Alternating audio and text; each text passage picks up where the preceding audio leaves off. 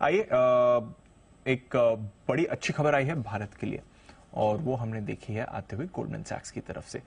बढ़िया रिपोर्ट इनकी आई है, भारत पर ये बुलिश है और आगे बढ़िया रिटर्न्स भी भारत से एक्सपेक्ट कर रहे हैं। क्या है कहना गोल्डमैन सैक्स का, क्यों है बुलिश, जानते हैं कुशल के साथ। कुशल बताइए। बिल्कुल दीप, आप देखिए यहाँ पर गोल्डमैन सैक्स तो ऑफ कोर्स अभी आते हुए दिखे हैं, पर इसके पहले भी और 3-4 ऐसे ब्रोकरेज हाउसेज हैं जिन्होंने यहाँ पर भारत को अपग्रेड किया है। भारत को यहाँ पर भारतीय बाजारों की बात मैं कर रहा हूँ, जहां पर ये ओवरवेट रेटिंग की अब गोल्डमैन सैक्स अपग्रेड करके रेटिंग देते हुए दिख रहे हैं। और पिछले कुछ महीनों में JP Morgan, CLSA, Morgan Stanley और नोमुरा इन्होंने भी अपग्रेड किया है। इनफैक्ट गोल्डमैन सैक्स ने तो हांगकांग मार्केट में जो चाइनीज स्टॉक्स है उनको डाउनग्रेड भी ये करते हुए नजर आ रहे हैं वहां की इकोनॉमी को देखते हुए, और अब वो अंडरवेट की रेटिंग वहां पर दे रहे हैं कुछ एक चुनिंदा स्टॉक्स पे।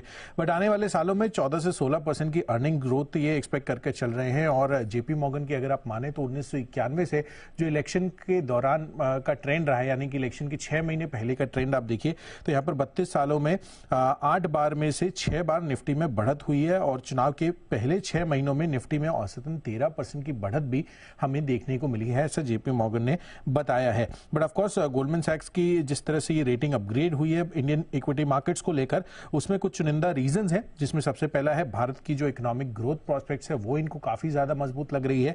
साथ ही जो घरेलू डिमांड है, जो कंजम्पशन स्टोरी है वो काफी बेहतरीन है। मैन्युफैक्चरिंग को लेकर भी आगे पॉजिटिव शूट्स नजर आ रहे हैं और रिटेल निवेशकों का मार्केट पर भरोसा भी बढ़ रहा है। जिस तरह से हम SIPs, जो मंथली SIPs का इन्फ्लोज है वो साफ तौर पर आपको आता हुआ दिख रहा है। 16,500 करोड़ ये अपने आप में काफी बड़ा आंकड़ा अब बन चुका है। इनफैक्ट चीन से सप्लाई चेन में जो शिफ्टिंग हो रही है, चाइना +1 की स्ट्रैटेजी है, उसमें भी भारत आगे चलकर बहुत बड़ी लीड ले सकता है, ऐसे गोल्डमैन सैक्स मान कर चल रहे हैं। और इसीलिए भारत का जो GDP अनुमान है 2024 के लिए 6.3%, 6.4% के हिसाब से देखकर चल रहे हैं। तो जाहिर सी बात है कि यहाँ पर इतने सारे फैक्टर्स को ध्यान में रखते हुए ये ओवरवेट रेटिंग की गई है। और तमाम इसके पहले जो ब्रोकरेज हाउसेज ने की है, ये भारत के लिए, भारत इंडियन इक्विटी मार्केट्स के लिए कॉन्फिडेंस और भरोसा और बढ़ाता हुआ नजर आ रहा है।